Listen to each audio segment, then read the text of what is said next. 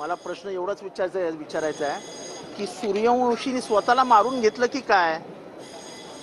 Just पोस्टमार्टमच्या opening page मध्ये लिहिलेलं आहे multiple injuries resulting in to shock. या मल्टिपल इंजरीज जिवंत असतील म्हणूनच मल्टिपल इंजरीज लिहिलेल्या आहेत ना।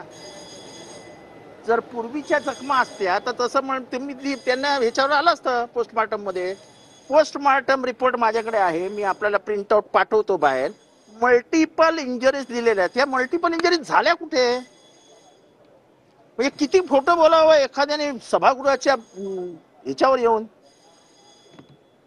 सूर्यवंशी त्याचा मृत्यू कसा झाला? एक हुशार माणूस आहे सूर्यवंशी। मुख्यमंत्री साहेबांनी त्याच्या बाबतीत कुठल्याही गांभीर्याने निवेदन केलं नाही। सूर्यवंशीच्या बाबतीत पोलिसांनी ज्या पद्धतीने मारलेत रस्त्यावर लोकांना त्याचे व्हिडिओज आहेत। म्हणजे पोलिसांच्या अट्रॉसिटीज आणि पोलिसांना प्रोटेक्ट करण्याचं काम एक मुख्यमंत्री म्हणून त्यांनी केलं। पण 13-12 कोटी लोकांना जे अपेक्षित होतं तो न्याय देण्याचं काम मुख्यमंत्र्यांनी केलं नाही।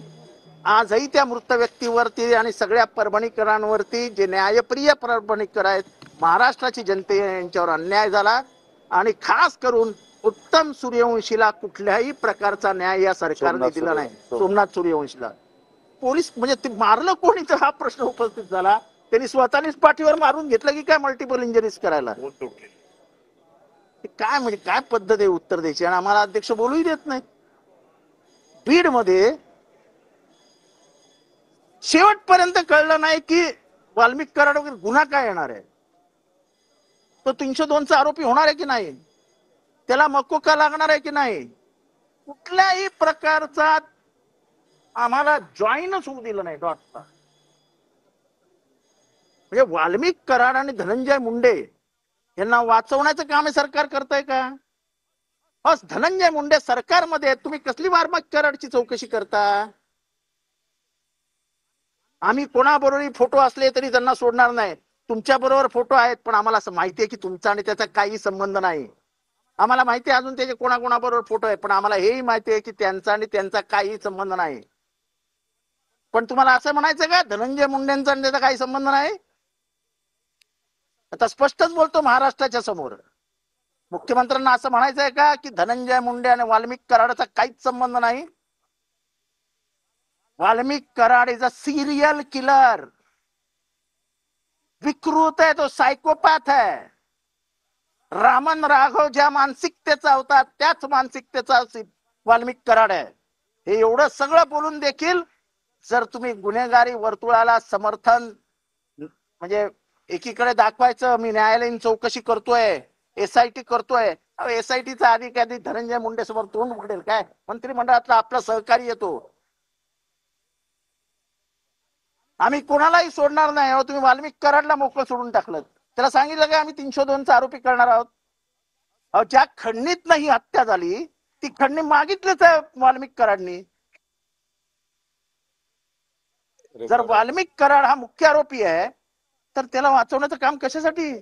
आणि स्वतः मंत्री महोदय ताठ मानेने येऊन जगाला सांगतायत की वाल्मिक कराड माझा खास माणूस आहे। हे आम्ही नाही सांगत ना, टीव्ही वरती स्वतः धनंजय मुंडे येऊन सांगतायत। महाराष्ट्राची आज फसवणूक झाली। अपेक्षा होती की आपल्या 5 वर्षाचा रोडमॅप ठरवत असताना न्यायप्रिय मुख्यमंत्री म्हणून माझं नाव घ्या, मी सगळ्यांना बरोबर घेऊन चालणार आहे, विरोधकांवर अन्याय होऊ देणार नाही। हा विरोधकांचा अन्यायावर अन्याय नव्हता। संतेश देशमुखची केस आम्ही सगळे मानवी मूल्यातनं लढत होतो, पण तो आहे बीजेपीचा कार्यकर्ता। तो आमचा कार्यकर्ता नाहीये, कार्यकर्ता आहे तो पण आमचा नाहीये, ते एका वेगळ्या पक्षाचा आहे। पण आम्ही माणुसकीच्या दृष्टीने ही सगळी केस लढत होतो आणि लढू। ज्या पद्धतीने सरकारने गोल गोल गोल गोल गोल गोल फिरवत या सगळ्या दोन्ही केसेसला पूर्णविराम देण्याचा प्रयत्न केलाय, हा अश्लाघ्य आहे। हा महाराष्ट्राच्या न्यायप्रिय जनतेवरती अपमान आहे।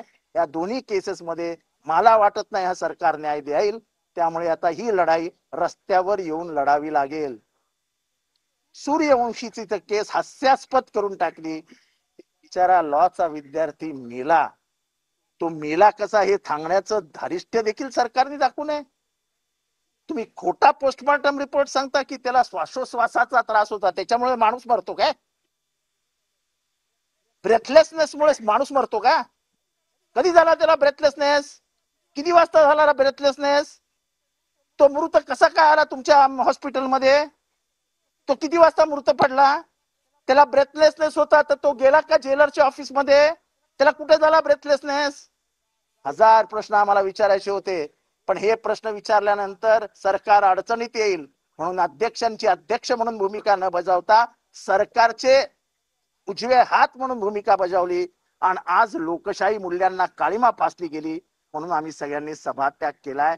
या दोन्ही केसेस मध्ये न्याय मिळणार नाही असं आमच्या मनाला खात्री पटू लागली. वाल्मिक कराड आणि धनंजय मुंडे या दोघांनाही वाचवण्याचा प्रयत्न आहे. कारण का वाल्मिक कराडनी जर तोंड उघडलं तर अनेकांचे बुरखे टरा टरा टरा फाडले जातील. कुणाची किती संपत्ती आहे, कुणाने काय केलंय, कुणाचे कुठे लफडी आहेत, सगळं सगळं सगळं माहित असलेला जगातला एकमेव माणूस हा वाल्मिक कराड आहे. किंवा वाल्मिक कराडच्या फोन मधल्या गोष्टी बाहेर येऊ नये म्हणून वाल्मिक कराडला पण वाचवणार. वाल्मिक कराडला वाचवला तर बाकीचे वाचणार आहेत. अहो पण तुमच्या मंत्रिमंडळातला सहकारी स्वतः सांगतो माझा खास माणूस आहे, काल परवा सांगितलं, आणि त्या खास माणसाची चौकशी तुम्ही करणार त्या माणसाला बाजूला बसून? म्हणजे धनंजय मुंडेला देखील सरकार घाबरते की काय अशी परिस्थिती आता महाराष्ट्रात निर्माण झाली आहे. जर दहशतीचं राज्य महाराष्ट्रात निर्माण होत असेल तर शिवशाहू फुले आंबेडकरांच्या महाराष्ट्राचं दुर्दैव आहे. एसआयटीच्या चौकशीला काही अर्थ नाही. न्यायालयीन जेव्हा ते म्हणतात की पूर्वीची पालेमुळे खळावी लागतील, तर आमचं तेच म्हणणं आहे तो सिरियल किलर आहे. हे सगळ्या खुनांची मालिका झाली असताना जर तुम्ही म्हणता काहीच संबंध नाही, तर मी साधी एक केस सांगतो. बबन गीते, जे गीते विरुद्ध आंधळे जी मर्डर केस आहे परळी मधली, त्याच्यामध्ये इन्स्पेक्टर कोण होता? महाजन. तोच महाजन आज तक मत्साजोग मध्ये ऑफिसर आहे. त्यांनी महाजनांची पाठराखण केली, बरोबर आहे. पण त्या केसमध्ये 307 आरोपी वाल्मिक कराड आहे. मग वाल्मिक कराडवरती तेव्हा गुन्हा का नाही दाखल, त्याला अटक का नाही केली आजपर्यंत? आजपर्यंत एवढे वर्ष झाले त्याला का अटक केली नाही? मोकाट कोणाला लावणार होते? त्याला मोकाट सोडला होता, मोकाट. आणि एवढे वर्ष तो मोकाट सोडून फक्त सिरियल किलिंगचं काम करत होता आणि ते कुठेही जातपात आडवी येत नाही. त्यांनी अर्ध्या ज्या मर्डर केल्या आहेत त्या वंजारी समाजातल्या लोकांच्या केल्या आहेत. वंजारी म्हणून मी सांगतो तुम्हाला.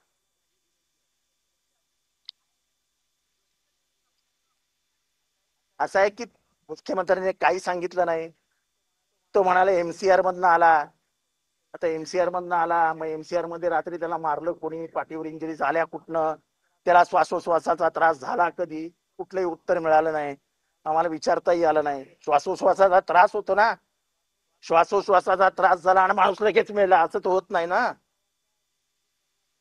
ब्रेथलेसनेस हे डेव्हलपिंग हे असतं, ते डेव्हलप होत जातं.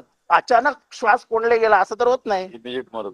इमिजिएट मरत नाही श्वासोश्वासाच्या त्रासानंतर. हे सगळा खोटारडेपणा या सरकारने केलाय. लाज वाटते की अशा माणुसकीला काळीमा फासणाऱ्या घटनांमध्येही जर सरकार राजकारण करणार असेल तर हे दुर्दैव आहे. या सरकारची पुढील वाटचाल कशी असणार आहे हे आज स्पष्ट झालं. नाही तर काहीच झालं नाही. लोकांनी स्वतःहूनच काठ्या तोडून घेतल्या. कोम्बिंग ऑपरेशन झालं नाही, पोलिसांनी मारलं नाही, काहीच झालं नाही. त्यांनी खोटं सांगितलं, त्यामध्ये सगळं फिरवण्याचा प्रयत्न केला आणि यांना वाचवण्याचं काम केलं त्यांनी पोलिसांनी.